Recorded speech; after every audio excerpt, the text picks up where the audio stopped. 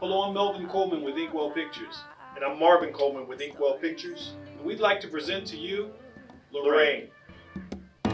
And I ain't waiting for you to save me, 'cause it ain't coming. The biggest dream that came from something. What you gonna do? What you gonna do? What's it gonna be? What's it gonna be? I'm looking right in front of me, and all I see is everybody beautiful, no doubt about it. If you want a revolution, all you gotta do is shout it. I am change. I am change. I am change. I am change. I'm no different, but I'm not the same. You know, Lorraine was birthed out of, me and my son. We were sitting up watching Hamilton. And my 10-year-old asked me, what the significance of this character was in the show. And I found myself trying to explain it to him. And he says to me, he says, I would think that they could do a show about a lot more significant characters than Alexander Hamilton. When I thought about it, I said, he's right. And I started to kind of think about other characters throughout, history and some other different things. And of course, I thought about Martin Luther King, but I said, how do you tell that story without it being so deep and so dark and really bringing down the spirit of watching it, because it has such a tragic ending. And so that caused me to do some research and look into the history of the Lorraine Motel in Memphis. And I found a bunch of really wonderful things. So as my brother started telling me about the concept for Lorraine and what it was, it was a big flash of brilliance, wow, this could really be something. And so it compelled me to do the same, do some research, go to the site, take a look in the awesome transition of feeling and emotion and history, all of that colliding together was a thing that let me know this was going to be an overwhelming success. I've always considered the Lorraine as one of the best accommodations in the Green Book. The young lady in the lobby told me that Martin Luther King stayed in this very room just last week. Yes, sir, Mr. Pryor. Here at the Lorraine, we pride ourselves on hospitality, comfort, and discretion. Your speech last night, the media is calling it your mountaintop speech. What happens to us if they kill Dr. Martin Luther King?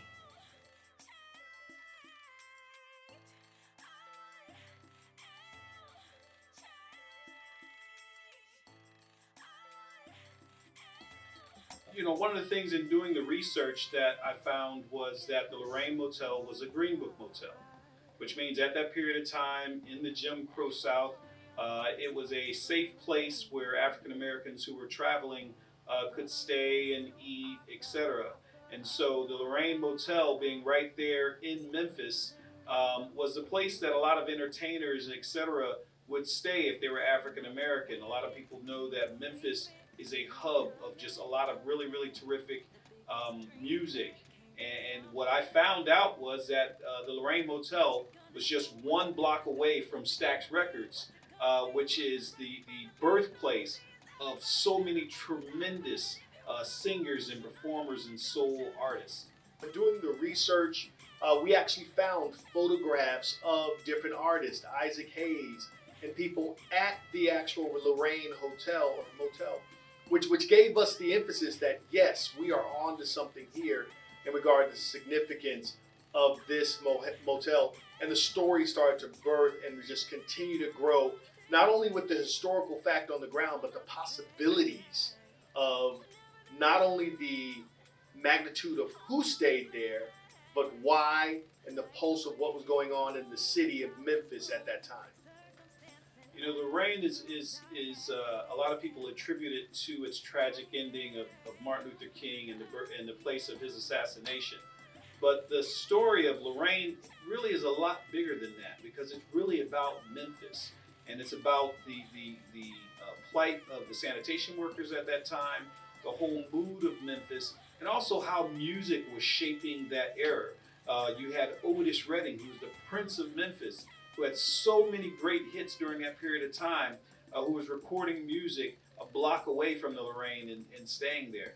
There were photos of Aretha Franklin and Sam Cooke at the Lorraine Motel and a host of others. Along with, we came across so many different posters of these artists performing in Memphis. And so it was kind of a natural coming together of concepts where it was a lot bigger than just his assassination and the place where he's assassinated. It was a place of energy and music and life and entertainment, all converging in on Memphis. And it was a story that I had never heard before. It's a story that needs to be told. And then when you look at Dr. King and his influence in the entertainment industry, and that's just as evidenced by the amount of entertainers who were involved or supporting the civil rights movement at the time. And so it was necessary for us to put some of those figures in the actual project. Aretha Franklin in the project because of her support, even in funding some of the movements of the leaders of the civil rights movement at that particular time. Harry Belafonte, who was a dear friend to Dr. King and to Coretta Scott King. Also, as we looked at how other figures were impacted by the civil rights movement and Dr. King as he navigated the ups and the downs of living in a very tumultuous period of time. So the movement of the project is swift. It's indelible mark that it leaves on you because of not only the historical significance, but the music and the beat of how the project moves is significant to bringing the entertainment value that audiences are going to enjoy for years to come. You know, music is the great equalizer as it becomes to our culture and to just people in general.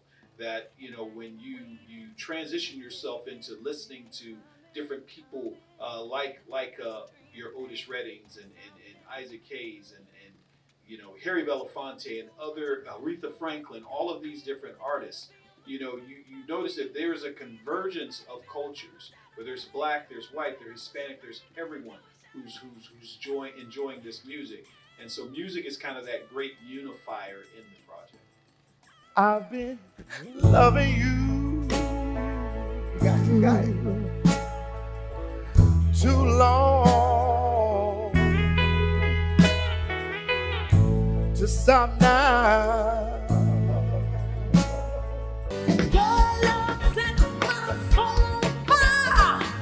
You get to be my one day it's not all, darling. I think it's gonna work out fine. 'Cause I believe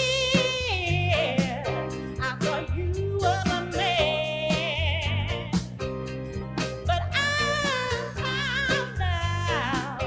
I'm just linking your chain. It's been a long time coming, yeah, and I know change gon' come. Yes, it will, yeah.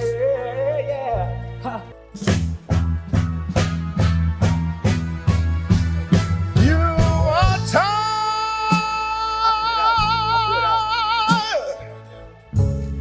and you want to be free. Rolling on the river.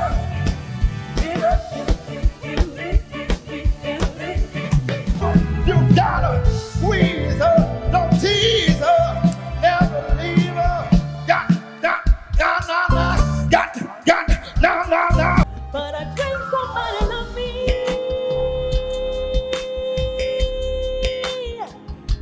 I think somebody love me. But can somebody save me? I need to find the strength. I need to find the strength. I've got to find the strength to love. You know, people ask me, how do you bring all this together and bring Memphis to the forefront of this project? And really, Memphis in this project is represented by three characters, which would be Yolanda, Raylene, and William Warren, the hotel manager. And so they carry the spirit of what's happening in Memphis at that period of time, over that period of that year where Dr. King is there and other guests are there in Memphis.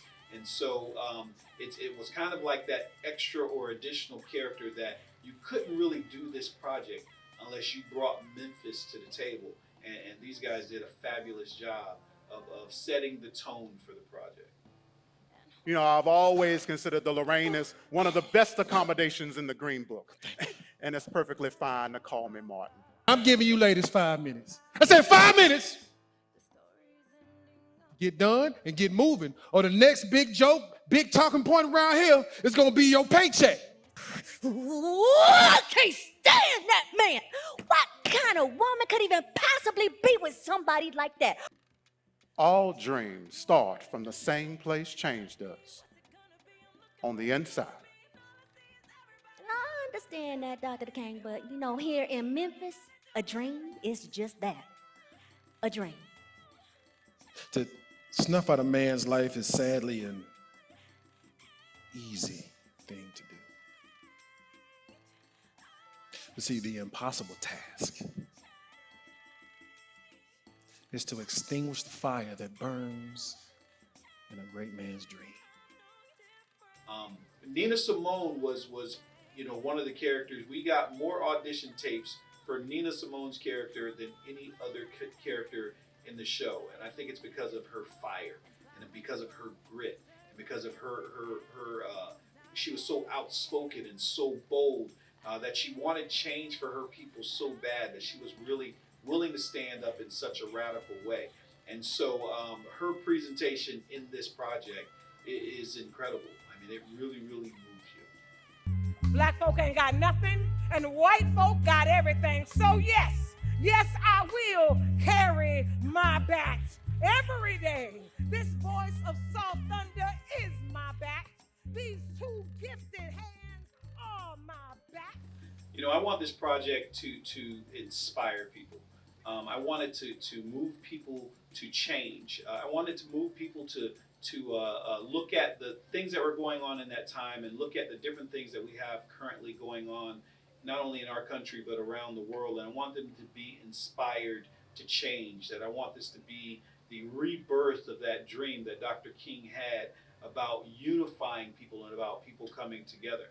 So I'm telling you, if you want to see a show that will absolutely change your life, change the perspective, your thinking even of what the civil rights movement was, and is becoming, then Lorraine is the project that you definitely want to see, because it's got all of the elements that really speak to the soul between the oration and the conversations that Dr. King and that Ralph David Abernathy and others had, the Nina Simone and the power that she brings to this project through some spoken word that's incorporated, through Tina Turner and her appearance in this particular show, and Isaac Hayes and all of the others that really make this project significant and move. You've got to come and see it, not only to witness it, but be a part of it. Listen, you will be inspired by this project. You will laugh. You will cry. You will stand on your feet. You will be inspired, which is really what we're trying to do. We want to take this project all over the country. We want everyone to see it, young and old. So you really have got to come and check out this project. Go online, Google search us, see where the next city is that we're playing.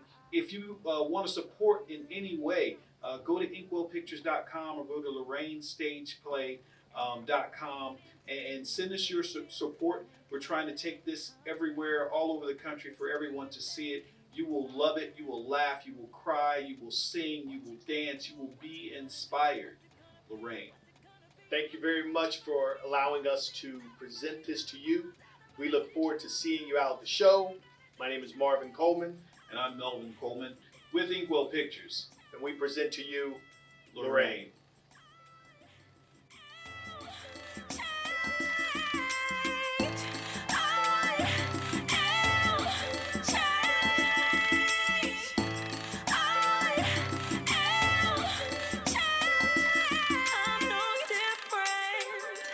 but I'm not the same.